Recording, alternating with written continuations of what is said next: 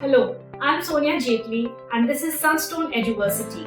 Welcome to the first video in the series about formal communication. Today we will talk about formal greetings in English.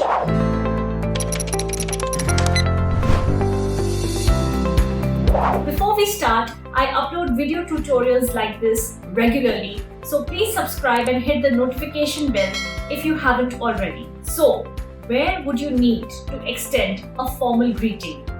Well, in situations that are professional in nature, like your workplace or a job interview, or even when faced with a person who may be senior in authority or even age. Formal greetings show that you're polite and also works towards building a positive impression of who you are. Now that you know when to use formal greetings, the rest is pretty simple.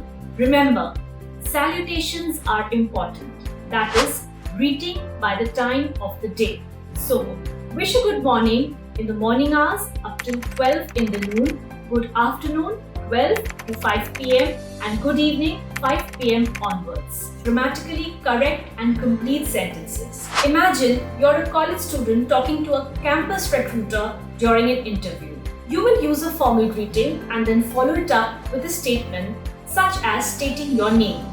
You can use either good morning, good afternoon, or simply a hello would do.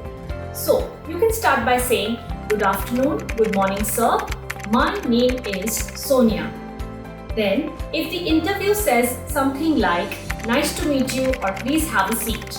In case the interviewer or the recruiter does not say any of these words, you can follow up the conversation by saying, thank you for seeing me. Don't forget to smile. It adds a pleasing appeal to your entire persona. And that concludes the greeting part of our conversation today. This is just one of the many examples to fit a specific context. If you have a specific question regarding to this, write them down in the comment section below. Hit the like button if you like this video. If you haven't already, please subscribe to this channel. See you in the next video. Thank you.